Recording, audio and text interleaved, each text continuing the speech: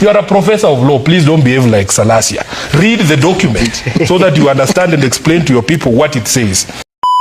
What does the law say? Listen. What does the law say? You know the problem is Sifuna, you are a lawyer, Bana, my friend. Yes, I'm a lawyer, and I think I'm a better lawyer than you. But you're speaking like a mamamboga. Yes, I'm a better lawyer than you. I'm not just a loud man like you ODM are. No, the problem with the ODM guy, you're just a loud man, but you're empty. Read the law. Listen. We let you run alone in a repeat election. You came up with 18,000 votes. That's a third of the votes that I got in Kileleshwa ward in Nairobi. That's what I'm... Now, 11 contractors. Now, President says 11 is 7. They can't even count contractors. So let me tell you this. There is no obligation on our part to speak about the successes of the government. They also have mouths. Let them go out there. They have a government spokesman. They have cabinet secretaries. They have parrots like him. Let them talk about those successes. It is not incumbent upon us to talk about those successes. Number two, they have... No, but let's be parliamentary. Let's be parliamentary. We are not in parliament. How can we be parliamentary? We are on TV. We are not in parliament. King is not here to protect you. We have to speak the way we speak. No, you can't. This is not parliament. No, you can't. I can say. Who says I cannot say? This is not your show. It is his show. You cannot hold people let me finish first. How can you say this is a lie? It is the English language. If something is not true, it's called a lie. This is not parliament. In my custom, you don't talk to elders or people. Pokomo custom. We are not here under Pokomo customary law. We are not here under Pokomo customary law. Talk with respect. Talk with respect. What I want to say here. This is not a... Now, secondly, Trevor, I can forgive Salasia for refusing to read this document and assuming Sifuna signed it. But I cannot forgive Professor Ojenda. Because, Professor, you are a lawyer. When you see people running away from a document, and that's the reason I have brought this thing here, because there's been a lot of nonsense being said about the contents of this document. Luckily for us, all of us here, we are lawyers. They know about the parole evidence rule, that once the contents of an agreement have been reduced into a document, you do not introduce oral evidence to explain its contents because the document will speak for itself. The people who are supporters of this animal, called broad-based, are running away from the contents of the document. That is why the president gets annoyed with me when I remind him what the document says. So when you see Ojenda coming and telling us, oh, there is the document, then there's a philosophy. Read the document.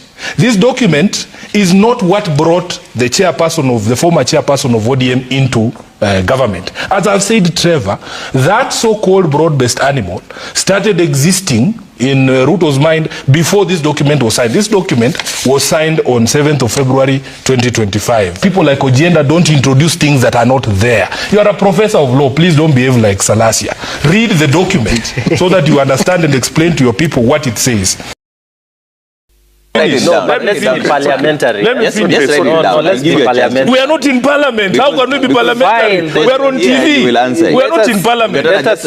King is not here to protect you. We have to speak the way we speak. This is not parliament. I can say. Who says I cannot say? This is not your show. It is his show. You cannot hold people let me finish first. How can you say this is a lie? It is the English language. If something is not true, it's called a lie. This is not parliament. In my custom, you don't talk to elders or people. Pokomo custom. We are not here under Pokomo customary law. We are not here under Pokomo customary law. Talk with respect. Talk with respect. What I want to say here. This is not a public rally of ODM. You can't come here and start calling the president lies. If you want us to operate, the president is not a Pokomo. The president is not a Pokomo. He's not an elder. He's not an elder. Okay, Mungatana, hold on. No, Sifuna. Not call us here under Pokomo customary law. Correct. So let him take Pokomo customary law back to Garsen. I was not going to sit and listen to Ruto's lies as an elected official, so I chose to stay away from that debate. But the point that I am making, in terms of publicly correct.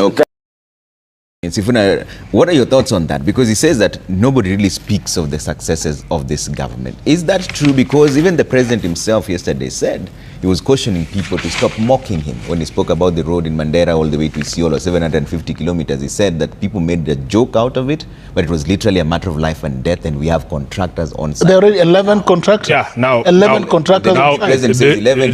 Yes. Is 7. They can't even count contractors. So let me tell you this. There is no obligation on our part to speak about the successes of the government. They also have mouths. Let them go out there. They have a government spokesman, they have cabinet secretaries, they have parrots like him. Let them talk about those successes. It is not incumbent upon us to talk about those successes. Number two, they have national communication. They have a national broadcaster. They can go there and talk about those successes. And when you talk about those things, nobody sees those things on the ground. William Ruto famously one time said, there is a road called C41. It passes outside my rural home. He stood on the sunroof and said the road is complete. And I use the road every day. It passes outside my home. So those are the successes he wants to parrot, but Kenyans on the ground can see that there is nothing happening. Number two, Trevor, the mission in 2027 is to rescue our country. Whatever it takes, Trevor, if it takes Sifuna losing the Senate of Nairobi to kick William Ruto out and make him a one-term president, so be it. That is a higher calling than me being senator. You know, so I am telling you, Ekuru, you have what we call delusions of grandeur. Nobody wakes up thinking about Ekuru or Third Way Alliance. We let you run alone in a repeat election. You came up with 18,000 votes. That's a third of the votes that I got in Kileleshwa ward in Nairobi. That's what I'm telling you. How ignorant so you are. I am telling you, I'm telling you, you Ekuru, you overestimate. No, I am responding to the things that you're saying. Don't be bitter. I'm not bitter. This is how I am, Trevor, and you know me. I am responding to the things that you have said. You are insignificant in the political calculations of the country. Ekuru, we could let you run alone in 2027 and you will still lose that election. People who are saying, oh, yes, Ruto is going home, but who is this person that will replace him? I want to tell you, Trevor, the anger that I feel from Kenyans, in 2027, we will just say anyone but Ruto.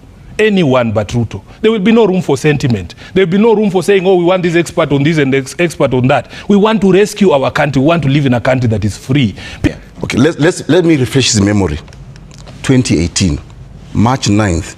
Didn't his party leader sign, go into handshake with Uhuru regime, which they are opposed to? Did he say he was going to vote for Uhuru? No, it's not about voting. Read the law. No. What does the law say? Listen. What does the law say? You know the problem is Sifuna, you are a lawyer, Bana, my friend. Yes, I'm a lawyer, and I think I'm a better lawyer than you. But you're speaking like a mamamboga. Yes, I'm a better lawyer than you. I'm not just a loud man like you ODM are. No, the problem with the ODM guy, you're just a loud man, but you're empty. Read the law. Listen. There is no single factory in Kenya that produces white industrial sugar. I'm not talking about table sugar. And you have spoken like somebody who did not read the bill. So the industry... No. You can't say I did not read it. I have listened to you. I have listened to you. You see, you are producing. You know, but no, I will respond. Yes. But sugar is a process in which you are producing the industrial sugar. Are you getting? Yeah, so let him say what he's saying. I am not the one making your points little. They are little points. I am telling you, my brother, that I spoke about industrial sugar. Industrial sugar is the one that is... Trevor, let us agree on this. No, but let us agree on this, Trevor. Explain. If a point is little, everybody can see it's a little point. It's not me belittling it, Kagushia. I spoke about industrial sugar. Do you know the distinction between white industrial sugar and sugar? That's the point I'm making. Because if you read the bill, you would not have imposed 4% on industrial sugar that is not produced anywhere in this country, that is used in industry. I would understand if you impose an importation tax on sugar, table sugar, because but he's also ignorant. He's also ignorant of the industry that is being set up now to produce that industrial sugar. Let him finish, then I'll have one buy as well. Yes, go ahead. You're displaying ignorance. That's what I'm telling you. You're displaying ignorance. You will get your opportunity. You will get your opportunity to be able to highlight my ignorance. After I'm finished exposing your littleness, you will expose my hypocrisy or my ignorance. It's already I am clear telling you that you're ignorant about the plans that the government is split. Don't heckle Kagu. Are you getting? Just relax. Just relax. Where to Leah too? I am saying you passed a law without considering it. And it's not the only law. It's many laws. You are telling us stories here about coffee or nini. I asked a very simple question. Did you consider the sugar bill and its implications on industry and the prices of things that it is a key ingredient in, including bread? Pick one of them and read Rule 30. Mr. Speaker, I'm very well versed with Rule 30. Just read Rule 30. Please. I am well versed with the rule. I just want to say... I am not versed. Read it for me, please. But you cannot direct me to read. I am saying... Honorable Sifuna, read Rule 30. I am well versed with the rule. Let me say what I want to say, Mr. Speaker. Yeah, let her read. Let's see how well she knows. I don't think there is any rule that requires that I can be directed to read. Honorable Sifuna, take your seat. Thank you. Begin by saying this thing called broad-based, I don't know where it exists. Personally, I don't recognize any entity called called broad-based. There is a government of Kenya Kwanza under the leadership of President William Ruto. Every cabinet secretary who serves in that government serves the Kenya Kwanza government. And I want to join what Senator Khalwale has said. Some of these individuals who joined government recently think they are there to represent their ethnic communities. That every time a cabinet secretary stands up, he tells you how much the Ministry of Energy has allocated to power projects in Nyanza. So the rest of us lawyers are sitting there wondering, Allah, so who is going to speak about the projects in Bungoma? Who is going to speak about the projects? Honorable Speaker, I have said on this floor that as a Senate, as a Parliament, it is the responsibility of all of us, irrespective of our political parties, to oversight the national governments and the county governments. Honorable Speaker, if there is a problem with the CS, that CS must account to Parliament as an institution, not even to their political parties or this thing monster they are calling broad-based. It doesn't exist in my view. So, Honorable Speaker, yesterday I saw at night, just before the game between Inter Milan and Barcelona began, I saw the CS of Treasury on Citizen TV.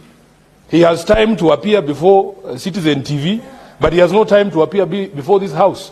I refused to watch that interview and switch to the football match because I was expecting him here. The conversations that are important to me from that CS are the ones that happen here. Speaker, we have said, when I used to be in the SBC, that the CSs must write in good time to tell the House that they will not be showing up. If a CS insists on writing on the day before, that is absolute contempt. And they must be called out. Honorable Khalwale, trust me, for as long as I remain the Senator of Nairobi, for as long as I remain a Senator in this House, and the oath that I took there on the first day that I came to this House, there is not going to be a minister that we are going to, protect or babysit or cover up. It doesn't matter whether they come from ODM or from wherever. They are there to serve the public, and we will call them out, Honorable Speaker, as we have always done. So, Honorable John Badi, I will call him by his name, must know that as a House we are unhappy that he has time to attend rallies where he explains how much money Luos are going to get from this government, and he has time to go to Citizen TV to tell us lies about economic growth. When you read the newspapers today, data from the Kenya National Bureau of Statistics, Honorable Speaker, he's saying that the economy has done the worst since COVID, that we have lost jobs, that salaries and wages have shrunk because of the taxation that has been imposed by this government. Then you go on Citizen pontificating there about the work that you are doing. Honorable Speaker, we will call out these cabinet secretaries without fear. Mimi siogopi mutu. We will say these things publicly because that is what we swore to do. Honorable Speaker, that CS, in fact, you need to confirm to this House if since he was sworn in as CS, he has ever appeared here. I have never seen him here. I have never seen him here. Where? Yeah.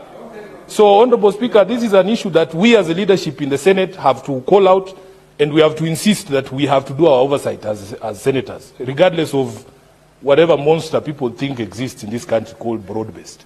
Thank you, Honorable Speaker. Honorable Speaker, the rules of this House require that statements are approved by your office and that when they come to the floor, they shall be read as approved, as is. Can we confirm from this text that was approved by the Speaker whether the question of one term or two term was included in that statement by the Senator for Nandi? Because this is not a place for jokes, Honorable Speaker. We are not here to play games. Let him confirm to us, and the Speaker, you can check whether that word that he has used is in that approved statement. If he wants to make his own statements, he can go to rallies there in Kapsabet. But here we are here for serious business. You don't waste our time listening to rubbish. Language, please withdraw that bit. Madam Speaker, it was offensive to me, just like the rubbish that we see out there being offensive to us. Senator if it is Sifuna is unparliamentary language. I withdraw, but I say he must only use terms that I have already approved. ruled on that. Yeah, let him withdraw that 2 terms. I have ruled on that. Because the only word we can use here is 1 term. Senator Sifuna, I have guided on that. So Once he withdraws the 2 term, the 1 term will disappear automatically. Can he withdraw the offensive words first? Senator Cherargei, please withdraw. Withdraw the reference to 2 terms so that we proceed. Let's have an orderly house, please. I don't know why Senator Sifuna. Just withdraw. I am guiding you as chair. I am guiding you as chair, please. Speaker, the heckler, but I withdraw, Madam Speaker.